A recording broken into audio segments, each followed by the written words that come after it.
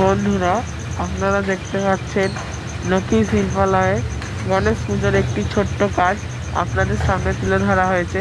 এটা গণেশ পুজোর অনেক আগের ভিডিওটি ছাড়া হয়নি। আপনারা প্লিজ ভিডিওটা সম্পূর্ণ দেখবেন। যদি ভালো লাগে লাইক, সাবস্ক্রাইব, কমেন্ট করতে ভুলবেন না। এদিকে দুর্গার কাজও চলছে।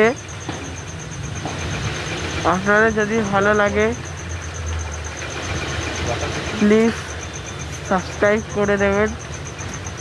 স্ক্রিনে দেওয়া নাম্বার থেকে আপনারা যোগাযোগ করতে পারেন।